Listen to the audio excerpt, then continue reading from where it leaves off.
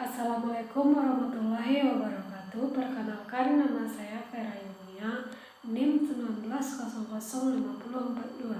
Baiklah, pada mata kuliah pendidikan keluarga hari ini saya akan mempresentasikan materi mengenai konsep dan strategi keluarga mendidik lansia di era teknologi informasi. Yang pertama, terlebih dahulu kita mengetahui apa itu lansia. Lansia menurut Undang-Undang Nomor 13 Tahun 1998 tentang Kesejahteraan Lansia, lanjut usia adalah seseorang yang mencakup usia 60 tahun ke atas. Pada masa ini, seseorang mengalami kemunduran fisik, mental, sosial, sampai tidak melakukan tugasnya sehari-hari lagi. Hingga kebanyakan orang pada masa tua merupakan masa yang kurang menyenangkan, karena pada masa tua itu mereka merasa dirinya tidak bisa melakukan apa-apa lagi. Nah, itulah pengertian tentang lansia. Selanjutnya yaitu kita akan mengetahui apa itu teknologi informasi dan komunikasi. Teknologi informasi dan komunikasi atau biasa disingkat dengan TIK sebagai bagian dari ilmu pengetahuan dan teknologi secara umum, merupakan semua teknologi yang saling berhubungan dan pengambilan, pengumpulan, pengolahan, penyimpanan, dan informasi. Contoh dari teknologi yang kita ketahui pada saat ini sangat banyak macamnya, seperti contohnya gadget, handphone, komputer, alat-alat rumah tangga dan lain sebagainya. Namun penggunaan teknologi di kalangan lansia masih tergolong sangat rendah, karena mungkin kebanyakan dari orang tua pada saat ini tidak memahami bagaimana cara menggunakan teknologi yang baik dan benar.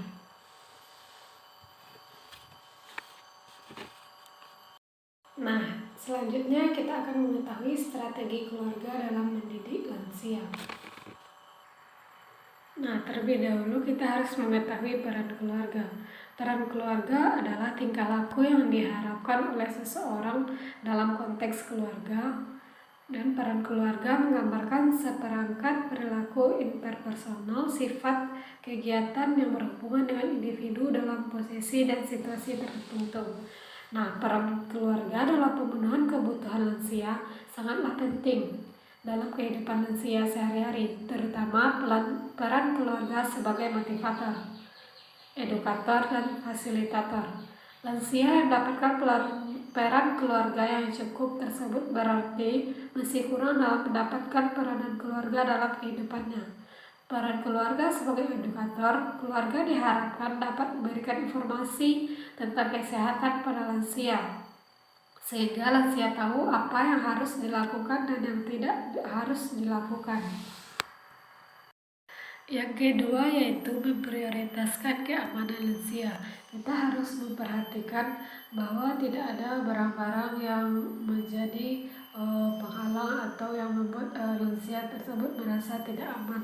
Misalnya kalau ada barang-barang yang berat-berat yang di sekitar lansia atau barang yang mudah rapuh, mudah jatuh, itu sangat disayangkan sekali. Kita harus memperhatikan keamanannya. Apalagi pertambahan usia membuat tubuh tidak menjadi sekuat dahulu. Hal ini membuat lansia lebih rentan terjatuh.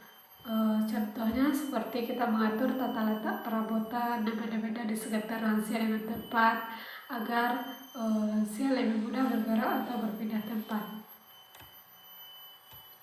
Nah, yang ketiga, memperhatikan kebutuhan nutrisi. Kita harus memperhatikan kebutuhan gizi untuk lansia sebagai bagian dari perawatan lansia.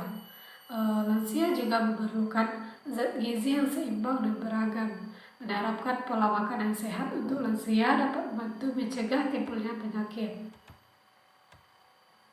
Nah, untuk memenuhi kebutuhan nutrisinya dapat dilakukan dengan cara misalnya kita memberi buah-buahan dan sayur-sayuran dalam menu makanan sehari-hari untuk mencukupi kebutuhan vitamin dan mineral harian lansia.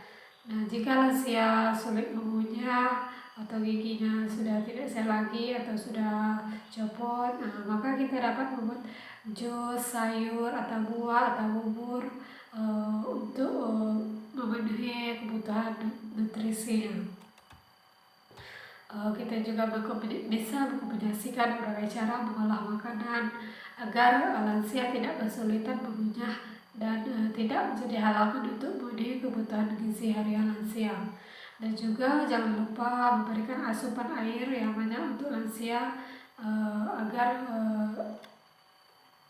kebutuhan nutrisinya terus terjaga. Yang keempat yaitu memenuhi kebutuhan lainnya. Selain kebutuhan gizi dan yang lain tadi, kita juga perlu memenuhi kebutuhan lansia yang lainnya.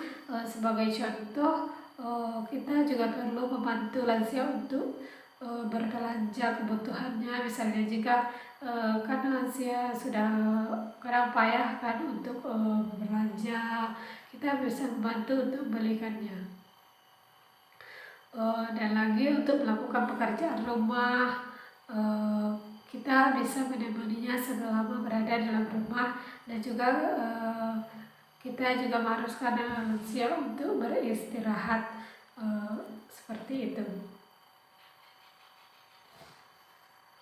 Nah, kebutuhan lainnya dari setiap lansia ini berbeda-beda, tergantung pada tiap individu karena kondisi tubuh dan kemampuan lansia tersebut berbeda. Sebagai contoh, ada lansia yang harus disuapi saat makan, dan ada pula yang masih bisa makan sendiri. Nah, oleh sebab itu kita harus pertimbangkan aktivitas lansia sehari-hari untuk memastikan bahwa telah memenuhi kebutuhannya, seperti mulai dari menjaga kebersihan, termasuk mandi, kegiatan makan, berpakaian, dan masih banyak lainnya. Nah, yang terakhir yaitu membantu lansia untuk tetap aktif berkegiatan. Salah satu kunci untuk hidup lebih lama adalah lansia yang sehat dan bahagia. Perawatan untuk lansia agar senantiasa berbahagia adalah membantunya agar tetap aktif dalam kegiatan dan bersosialisasi dengan banyak orang. Nah, lansia terlalu banyak menghabiskan waktu sendirian di rumah tanpa melakukan kegiatan, cenderung merasa kesepian, terisolasi, hingga bisa terjadi gangguan kesehatan mental pada lansia seperti depresi ataupun stres. Oleh sebab itu, kita harus bantu lansia agar bisa aktif berkegiatan dan bertemu dengan banyak orang. Nah, hal ini bisa membantu agar lansia tidak mudah merasa bosan di hidupnya, yang merasa hidupnya tidak berarti dan bagaimana pemikiran yang pemicu terjadinya stres. Nah, selain itu, lansia yang aktif dan bahagia cenderung memiliki tubuh yang kuat dan sehat. Nah, jadi kita harus bantu lansia untuk tetap aktif dalam berkegiatan. Itulah tadi strategi yang dapat dilakukan untuk membantu lansia. Strategi keluarga dalam mendidik lansia. Nah, selanjutnya saya akan memberikan contoh pemanfaatan teknologi informasi bagi lansia.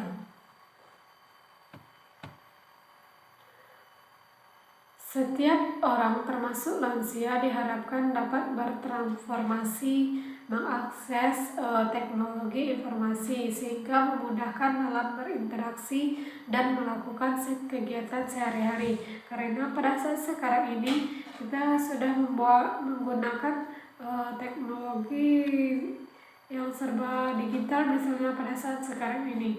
Jadi lansia juga dapat mengaksesnya untuk memudahkan dalam kebutuhan sehari-hari.